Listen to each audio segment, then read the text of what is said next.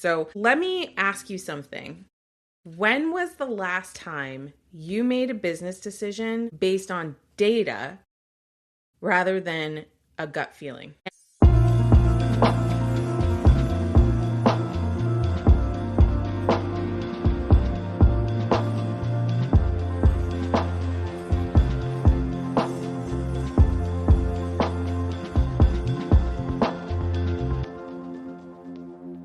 Well, hello, and welcome back to A Strong Start. My name is Amanda Kaufman, and you're joining me for my weekly live, completely complimentary training that is talking all about how to get more clients with less headache. And this week, I'm super excited to chat with you because we got to talk. All right. If you're building your business and you're not tracking the super important metric, then I don't even know what, right? So let me ask you, would you ever get into a car with a blindfold? Like, would you put a blindfold over your eyes and obstruct your vision before you got behind the wheel of a car? Of course not. But people do this with businesses all the time. They drive blind. They drive without the clarity about exactly where they're going. We've talked in prior episodes about getting into massive action. In this episode, we're going to be talking all about something that I wish I knew so much sooner. Because here's the truth about the coaching industry. They tell you, get this certification and then you'll be a coach. But what a lot of people, like me, and a lot of other people feel is like, we want to build a business. We want to build a career. We want to build a life around becoming this thing. It's not about knowing what questions to ask, although that's very important. It's about building a business that supports a lifestyle while operating in our absolute zone of genius. So let me ask you something. When was the last time you made a business decision based on data rather than a gut feeling? And I've been in business for 19 years. I got like this pop-up thingy that's totally driving me crazy, but now it's out of the way. When was the last time you made a decision that was based on data instead of just how you felt? And as a entrepreneur, as a empath, as a woman, as a mother, emotions are very important to me. Emotions overall should certainly play in from the perspective of the quality of your life. I would never recommend to somebody that you should pursue this thing, even though it's not aligned to who you believe you are, even though it's not aligned to your future, the way you see your future, I would never recommend that in a million years. But a lot of people, they have this vision for what they want to create, what they want to build in a business. And the reality is that there is so much that needs to go into that business to make it really successful. So today, I'm going to be sharing with you probably one of the most boring lives that I've ever done, just being completely candid, because the thing is that if it was all about the excitement, if it was all about the emotional rush, and that's all that it took to be successful, I mean, what are we even doing here? So here's the thing. Most coaches decide on what to offer based on how they feel about it or what they wish was true. Based on what they feel about it or what they wish was true, rather than gathering data. And when I started to gather data for my business, things changed dramatically. So when you feel good, you tend to kind of coast. You tend to kind of relax into the flow of feeling good. And that's fine. And when you're building something and you're building something good, it probably is going to take effort, discomfort. It's probably going to take things that are not already really natural to you. And I share that with you with love because so many people, they hope that their coaching skills are going to be what is going to get the clients in the door. That's not what gets clients in the door. Even like this live, it's not terribly well attended today. And I'm like, oh, okay, that's interesting. So in my mind, I'm looking at the data. I'm like, well, I changed my broadcast time to 10 a.m. instead of 9 a.m. Well, I'm not totally sure what emails have gone out about this, and I can ask my team after. Maybe the topic was not the right topic. So I could analyze after I'm done here, I could analyze the headline. What was the headline as compared to other times that I spoke that I had a higher turnout rate? So when we're operating as an emotional entrepreneur, though, we take like one piece of data, so for example, a lower turnout rate, and we make it mean like everything. We make it mean like, oh, they must be sick of hearing from me. They must not be interested anymore. Nobody wants to build a coaching business. Oh my God, my business is gonna fail. And like, if you've got a strong imagination, that makes a lot of sense that you would be thinking all these horrible things if what you tried didn't totally work. And I'm here to tell you that I have been doing this live stream and sharing content in my business for a solid 6 years. And I don't always have a high turnout rate for everything.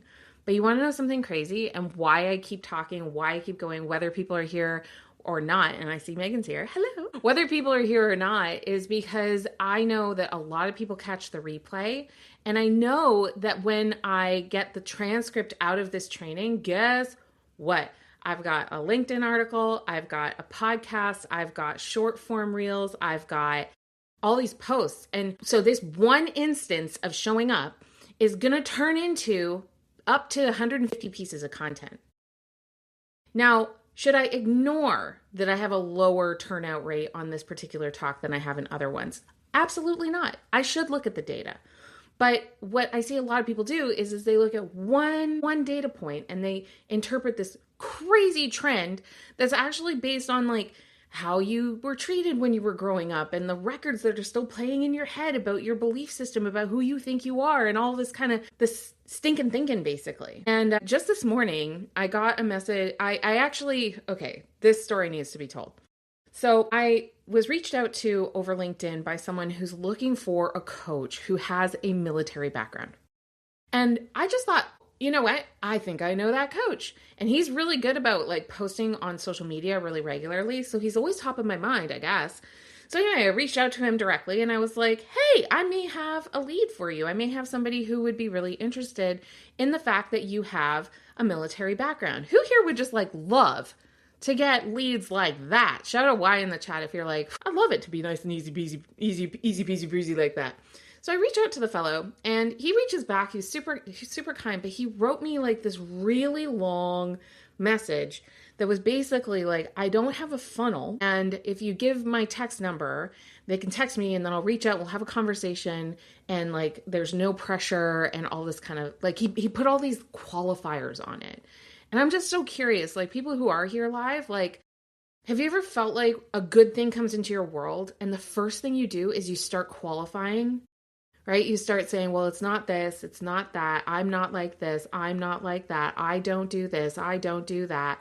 And you just want to make sure that this inbound amazing opportunity is clear that you're not as good as they might think that you are. I know I've definitely fallen into that trap. And I'm not picking on my friend. He's amazing. I still made the referral and everything. But I did tweak what he said when I sent it over to my friend. And I said, you know, I asked around, I've got this fellow who I think could be a really good fit. Text him at this number and set up and set up a call. Tell him I sent you. I kept it super casual. I cut out all the pre-qualifiers. Why? Because I have enough data in my business to know that when I cut the fluff and I cut the BS and I simply invite somebody to the next step without pre-qualifying, without basically apologizing for not being somebody else, without just like all of my baggage, basically, without all my baggage. And I simply make it really easy for people to step forward into the next step. Guess what? I end up with better quality conversations overall. So here's the thing. How do I know this? I've tracked it. I've tracked the data. I've tracked my courage to do the outreach. I've tracked how effective my outreach is. So here's how you do that. Number of people you reach out to, number of responses, right? You can calculate what percentage of people are responding when you say hello. I literally have done this. And what a lot of coaches do is they kind of do one thing, you know, so they'll do the webinar once, or they'll send the message once, or they'll go to the networking event once. And it feels so icky. Your emotions just kind of hijack the whole thing.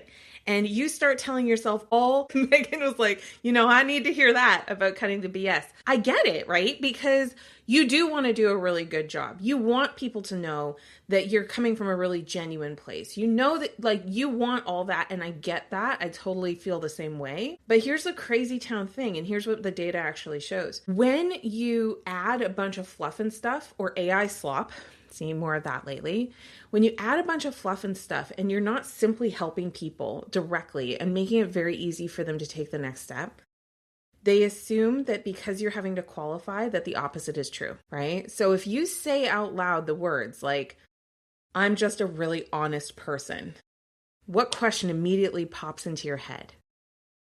That maybe I'm not. Like, why am I bringing it up? Why am I bringing up honesty? That's interesting. Like, it's kind of out of flow of the rest of the thing. It's different if you get directly asked, like, are you an honest person? And you say, yes, I'm an honest person. Gotta take a sip. But if you're volunteering information that was never asked for, it raises these questions in people's minds. It's like, well, are you really genuine, or do you wish you were really genuine? Are you really honest, or do you wish you were really honest? Are you really authentic, or do you wish you were really authentic? And what I've learned over time, and again, it's data that's told me this. This is not because I just got this big download and it's mysterious and it's just magical. I know that the more time I spend talking to actual people, the more relaxed I get, the more authentically I come across. And I know this because I've asked people, so why talk to me about this? Or what led you to want to talk to me about whatever challenge I'm coaching them through? And they say the words to me, you're so authentic. I love your energy. You have such a great vibe. They have different ways of saying it, but you know what I never said to them? I never said, I'm really authentic. I never said, I have a really good vibe. I never said, I'm known for my energy. I never had to say it with words. What do you think I was using instead? I can't help it. I gotta be me, right? I was just doing my thing, right? And I relaxed into it. Yeah, and Megan, you have said it to me. That's so true. So here's the thing. If you keep making emotional decisions in your business, like what you say to people or where you go to meet people or how you present your offers or how you share with people, if you keep thinking about it purely through the feels and the emotional lens, and especially, please listen, if you're someone who's been at this for a while and you're feeling that ceiling of frustration that you should be in a different place by now, and you feel frustrated that you aren't making the kind of progress at the sort of pace that you wanted to by now, please hear me. It's probably because you're using your emotions to rule your days and your decisions. And here's how I know this. I did this. When my business gets like temperamental, shall we say, she's always responding to me. She's always responding to like how I'm feeling about myself, the story I'm telling about myself, or the story I'm telling about how I am with other people. And it's all very emotional stories, right? And when she's good, when she's paying me nicely, when she's flowing easily, when it's like working pretty good, I am keeping my emotions in check, and I'm making decisions from a data place and a data-driven perspective instead of purely emotional. So here's the thing. Building a business does require pivots. If you've been frustrated by having a ceiling of revenue or like a really slow trickle of interest on your calendar, I can guarantee you that you need to make a pivot. You must pivot. You cannot keep doing the thing that you've been doing and expect a new and different result, because that is the definition of insanity after all. But doesn't it just make sense that business requires pivots? And I don't care how big the business is. I used to work for one of the biggest consulting firms in the world. And I didn't understand in the beginning, and now I completely understand. They were constantly reorganizing, restructuring, reframing, readjusting, redoing. They were always pivoting. But guess what? It was because they are one of the biggest companies in the world for what they do. And if they didn't make those pivots, they wouldn't be here. And I realized that as a small business owner, it's not different. We have to shift our message. We have to improve our processes. We get to improve our capability as a coach. We get to learn more about people. And the more reps you get, the better you get at what you do. Would we agree on that? Shout a Y in the chat if you totally agree. It's like action, getting into action. So in prior episodes, I was talking a lot about I'm going to actually just draw it because you're here, I'm here. And because I'm broadcasting on Instagram as well, I'm going to use paper. Wish me luck. Okay, so we've been talking about the Let's Launch formula for the past little while. And if you're following along in notes, shout notes in the chat if you're one of my note takers that joins me every week and whips out your journal. Okay, so big old triangle, all right? And then remember, the Let's Launch formula, it applies whether you are smashing a ceiling or starting out fresh. I see you taking notes. That's awesome. Okay, so last week, we were talking about how if you don't take action, there won't be any traction, right? I would rather you get into the business car with the blindfold on and try to go somewhere. This is metaphorical. Okay, don't come after me, people. But I want you to I would rather have you do dumb stuff than no stuff. Okay? Dumb stuff rather than no stuff. But I know that you're not going to want to do dumb stuff forever. Can we all agree on that? Just shout a Y in the chat if improvement is absolutely super and critical and important. And if we're going to smash a ceiling, we probably have to improve one of mainly three things. So the second thing that we're talking about today is tracking what you're doing. So this is taking the blindfold off. We're taking the blindfold off and we're saying, all right, so how am I showing up at those networking events? How am I showing up on the internet? How am I showing up in my inbox, in the inbox with other people? How am I showing up in DMs? How am I showing up in text message? How am I showing up in phone calls? How am I showing up in classes? How am I showing up in the grocery store? How am I showing up? Right? And when we track, you know what's crazy? I was thinking about this morning as I was prepping for today's live. You're already good at it. You're already good at tracking. It's just that you're probably not applying it to your business. So let me tell you why you're probably already really good at tracking. Most coaches are familiar with a body scan. Have you ever done a body scan? If you don't know what it is, please tell me in the chat. But a body scan is like when you're meditating or it's just observing, like, how do you feel from head to toe or from toe to head, depending on your preferences. And so it's like a meditative practice that gets you into your body. It gets you into your feelings. And what are we doing? Tracking.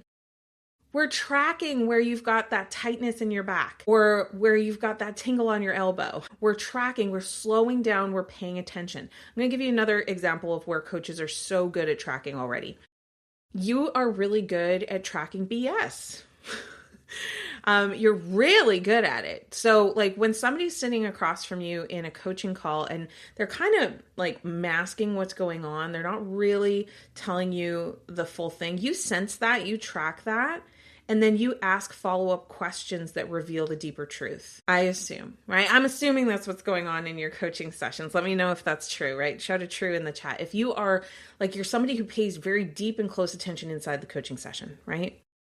So that same capability can be applied to your business. So one of the things I wanted to share with you today is how I can discern with my clients, like what they need to work on. Right? Because the odds are probably your coaching sessions are really good. Otherwise, you wouldn't be trying to sell them. Otherwise, you wouldn't be trying to enroll people into that experience. You already have some kind of evidence, you've tracked it, that people really benefit from your coaching. Shout a Y in the chat if that's true for you. And if it's not true for you, make it true. Okay, so my very first coaching sessions, Debbie, I know for sure that you're getting good results with people because otherwise they wouldn't hire you to do it. Right? They wouldn't show up to multiple sessions. Silly girl. Oh my gosh. It's so crazy. Okay. So average coaches tend to operate on their feelings without slowing down and doing like a business scan. Okay. So the coaches that are really successful, the ones that smash ceilings, that are successful in making pivots, it's not that they've pre-calculated the best pivot they can make. It's that they are choosing to make the pivot And then if that doesn't work, they make another pivot. And if that doesn't work, they make another pivot. If that doesn't work, they make another pivot. So a lot of people are like, oh, shiny object syndrome, you shouldn't have it. That's a tricky one, y'all. Because the thing is you need to do enough of something. You got to take enough action to get a result before starting something new. That's totally true. But if it doesn't work, or if it doesn't work the way you did it, then you need to track that and maybe pivot what the action is. So my friend this morning that I was referring business to specifically said, I don't have a funnel. That's like, they specifically said that. And how many coaches tell me with so much pride, and entrepreneurs, I don't have a funnel. I'm like, you don't have education as to what a funnel really is. And so what a funnel really is it's a designed customer journey sequence that is meant to serve the person where they're at. And what my friend didn't realize is that, yes, he does have a funnel. He posts to social media. That's the top of his funnel. He goes to networking events, top of his funnel. He connects with people authentically, top of his funnel. Then in the middle of his funnel, he continues to post to social media. He also texts people who give him permission to do so, and he's got motivational texts that keep him top of mind. And then he invites them to one-on-one clarifying conversations. That is a funnel. It is. It's a customer journey that goes step by step by step, and it's repeatable, and he does it all the time. So what he meant to say was, I'm really bothered by disingenuous connection, and I like to show up to my conversations with authenticity. That does not mean he does not have a funnel. But what it also told me, as somebody who helps people with building stability in their business, is he's probably tried some technical things and had them fail. I know I have. Shout out, I have in the chat if you ever have too. And what it took me a very long time and literally hundreds of thousands of dollars spent to realize is that the funnel, the steps that you take people through, whether it's like posting to social media, coming onto live streams, hello, you're in my funnel. I hope you don't mind. I hope the water is fine. But like, it's the message throughout the funnel that is the thing. And the way I look at funnels is a great funnel is courteous to those who are moving through it that want your help. And it's also courteous to people that are a terrible fit for working with you. When the messaging is really good, the message is going to push away people who are not going to be able to afford your thing. They're not going to be able to benefit from your thing. They're not going to be coachable in your thing. And it's courteous to have a process where people can jet out and exit before making the commitment to getting on a phone call, right?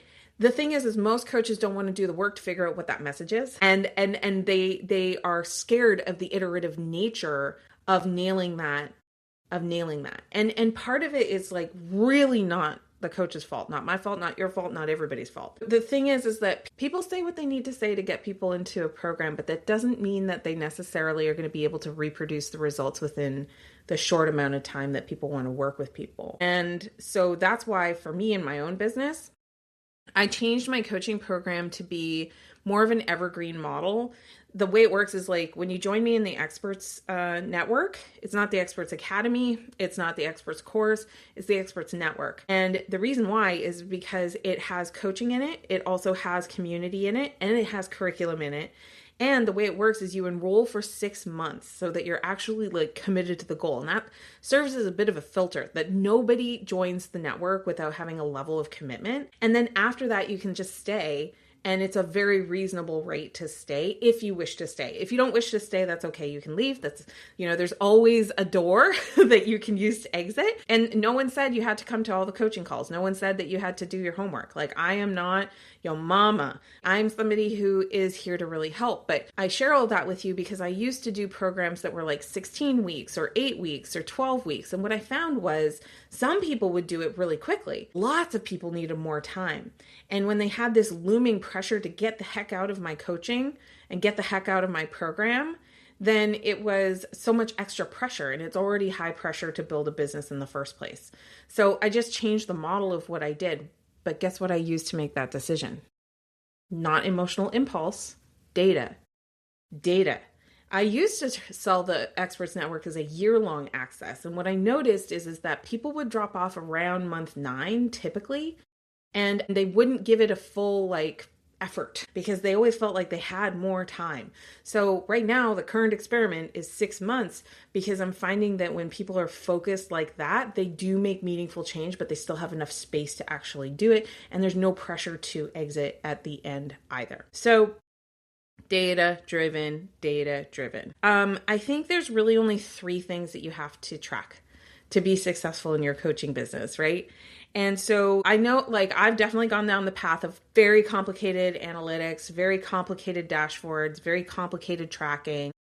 And if you're under 6 figures, meaning $100,000 in revenue per year, you simply don't need all that.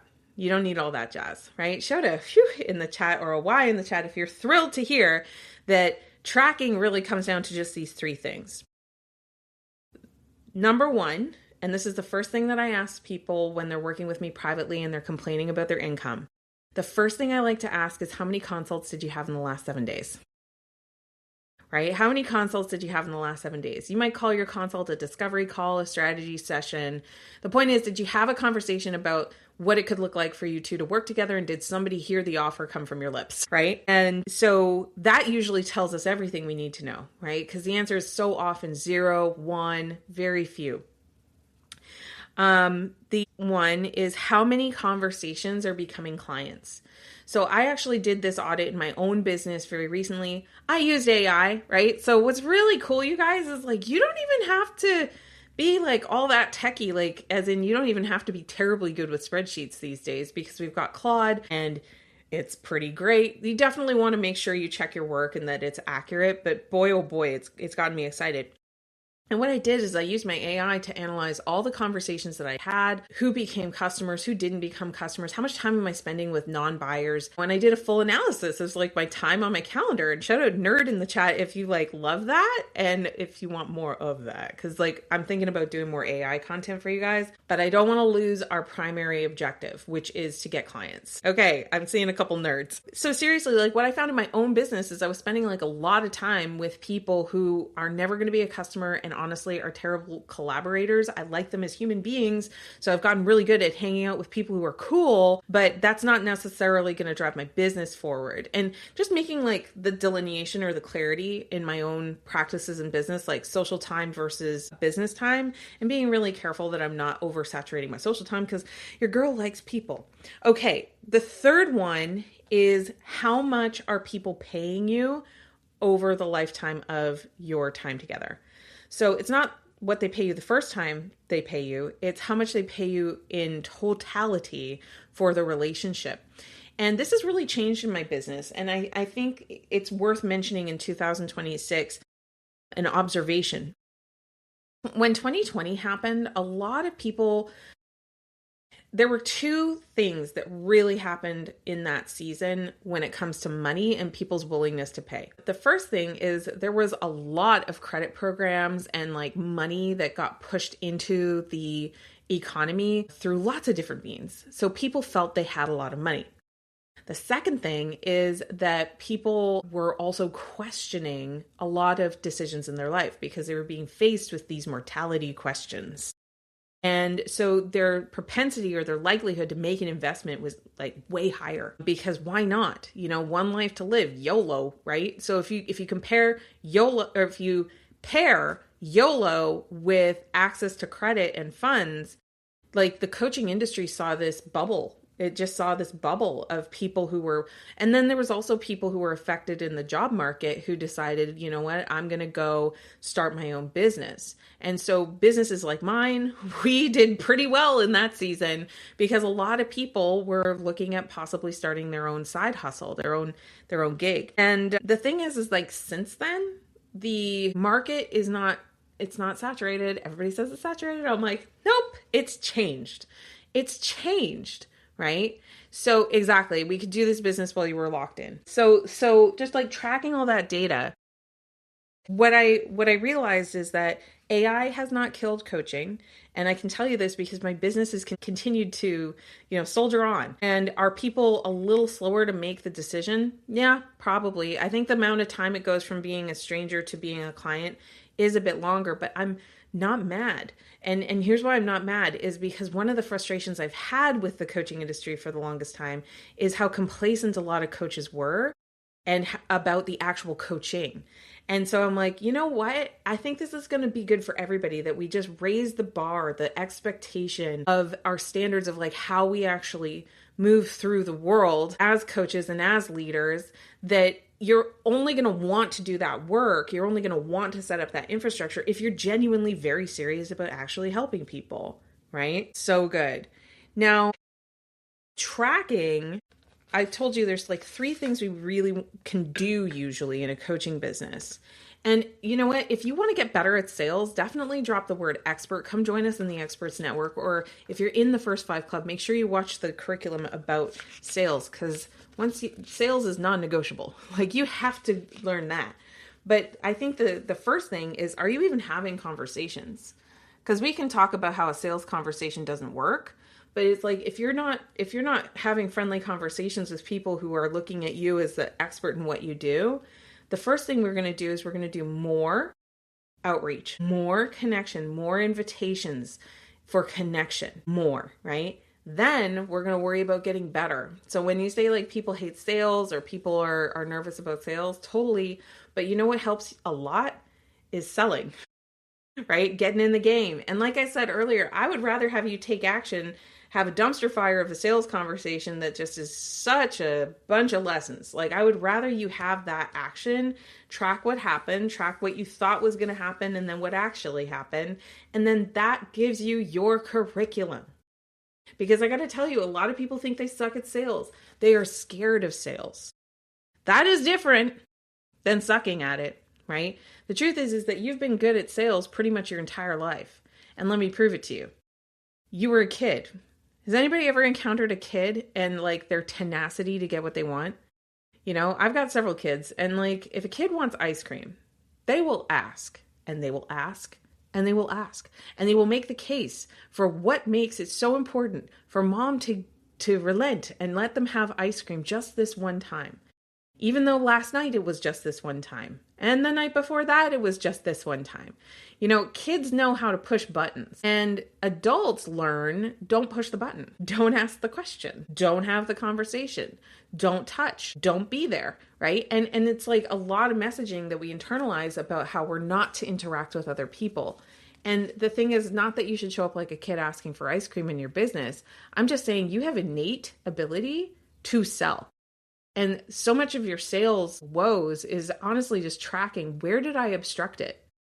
Where did I add BS? Where did I add questions that no one was asking? Where did I make my offer sound kind of shitty, right? And it's not that you need to be cocky and say like, mine is the best. You do want to say mine is great because, mine is different because, mine works particularly because. You need to have genuine reasons for that. And again, if you're tracking what's happening, like recording your sales calls and listening to them back, and you're also just tracking that you had the sales call and what the result was, you're going to be like ahead of about 98% of coaches.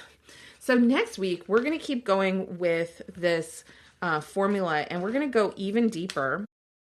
I'm so excited about this one. I have to confess, I think being a triangle, I want everything to be just like balanced and perfect, but we're going to talk about your belief. We're going to talk about your belief in your abilities and to cultivating a vision of your future that serves you, so you can start acting today in a manner that makes your future self Thank you so much. At the earlier part of this live, it was a little quiet. I'm so glad everybody who's stopped by. Hello. It's so nice to have you here. But it started out a little quiet. We've been talking about like tracking the data. You know what's crazy? I've had many lives where it started out slow like that. And my emotional entrepreneur brain goes, oh no, I messed up. I didn't have a good hook, didn't have a good title. I messed up all these things like I listed earlier. And I have a lot of data that says if you just keep talking and you go for half an hour or so, you're going to hit a lot of the same numbers. And that's exactly what happened this time. So when my data was saying you're losing, you're not winning right now, I tapped into belief and I said, you know what? I'm not going to quit. I'm going to keep going. I'm going to keep blah, blah, blahing as I do. And obviously, I'm not saying blah, blah, blah stuff. It's very impactful and important stuff. Shout out Y in the chat if you've loved it. But the belief part is super important because on the way to getting the data, on the way to taking the action, on the way to developing your skills, you're going to kind of suck for a sec and it's not going to feel good. And the emotional entrepreneur is going to be like, shut it all down, start over, can't have this. I look like a schlub. I can't do this, blah, blah, blah, blah, blah. It's belief in the parts that are working that are going to keep you going. And I'm so glad I stuck around today, right? Because I want you to know that it's not about lying to yourself. So next week, we're going to talk about what do we need to do to activate and cultivate a stronger belief system in a better, brighter future in connection with your business. And I'm going to start at 10 a.m. Central. And if you've loved this, you would really love my program, The Experts Network. So here's why I know you would love it, is I coach multiple times a week. There's also a private feature available with The Experts Network. So if you want to work with me privately, it is a little more expensive, but it's awesome, right? You'll love it. And the thing is we don't just talk about belief. We tie it to your actions. We tie it to what are the results that you're getting for real in your business. And the whole lens that I'm looking through is your business goals. So if your goal is to scale your business, amazing. If your goal is to have more profit in your business, we can do that too. If your goal is to shift and pivot your business and to serve a different market, I can help you with data-driven strategy for how you're going to approach that so you can have way more belief and way more confidence in what you're doing. That's what we do in the Experts Network. So if you're interested in it, shout out the word expert or send me a DM on Instagram at @theAmandaKaufman with the word expert. And I will send you a video. It's application only to the network. I don't let everyone in that I meet. I don't let everyone in that asks. And the reason why is because it's a network. It's not an academy. It's not a course.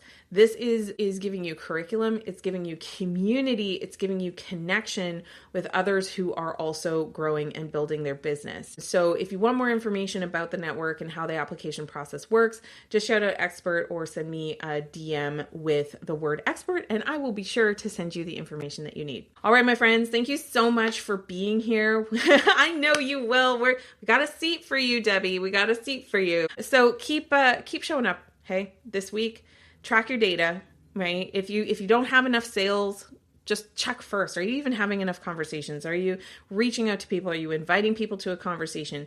If you're not doing that, it could explain the slowdown. And if you're like, I don't know who else to reach out to, get your phone out and use those gorgeous social media network that you've collected and curated over the years and send a direct message to people that you like and ask them what's going on and wish them well. Okay. Like it doesn't have to be this pitch slap of an interaction. And I know that's what you're afraid of doing. So simply don't do that.